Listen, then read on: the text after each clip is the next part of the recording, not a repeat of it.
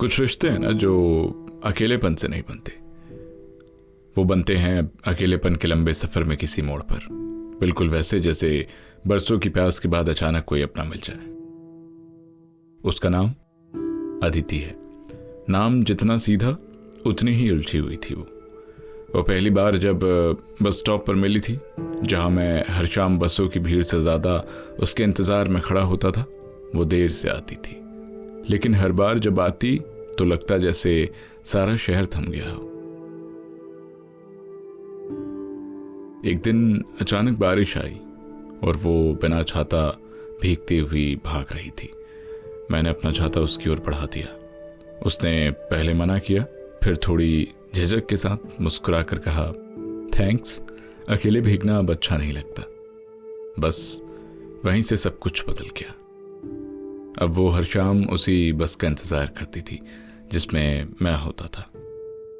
हमारा कोई प्लान नहीं होता था, ना कोई वादा, बस रोज मिल जाना, शायद यही काफी था। एक दिन उसने कहा, तुम्हारे साथ चुप रहना बाकी लोगों से घंटों बोलने से बेहतर है। उसके बाद पहली बार हम एक कैफे में गए। मैंने उसकी आंखों में झांक कर देखा और पहली बार इस शहर में खुद को घर जैसा महसूस किया।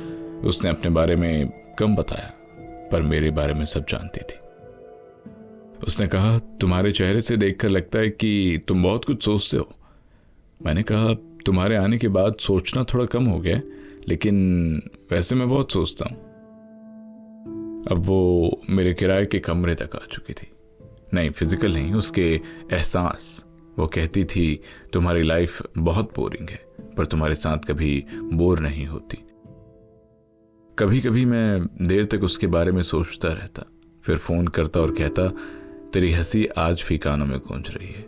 वो हंसती और कहती, पागल हो तुम, और उस पागल में भी एक प्यार छुपा होता था। हमने कभी सेल्फी नहीं ली, पर हर मुलाकात यादों की गैलरी में सेव होती गई।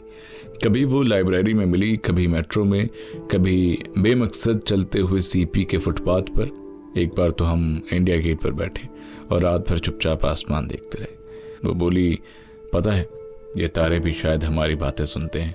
मैंने मुस्कुरा कर कहा, और मैं बस तुम्हें। उसने कुछ कहा नहीं कभी, पर हर बात में वो साथ था। जो ना दिखे फिर भी एहसास थे, वो किसी खास का साथ था।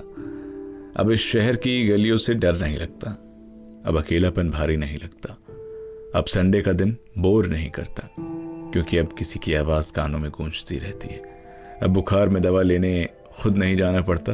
वो कहती है, वीडियो कॉल पर दवा खाओ वरना मैं गुस्सा हो जाऊंगी। अब जिंदगी रूटीन नहीं लगती, रंगीन लगती है। हाँ, अब इस शहर में जीने का सहारा मिल गया है। वो सहारा जो किसी मंदिर की मूर्त जैसा नहीं, बल्कि किसी मुस्कान की तरह हल्का सा है। अभी भी सब कुछ साफ नहीं हुआ है, अभी भी उसके इरादों को नाम नहीं मिला, लेकिन अब उम्मीद है। और कभी कभी उम्मीद ही सबसे बड़ी मोहब्बत होती है। मिलते हैं अगले एपिसोड में, जहां मैं बताऊंगा वो लड़की वाकई कौन थी, क्या उसे भी मुझसे मोहब्बत थी या मैं अकेला ही था उसके साथ में।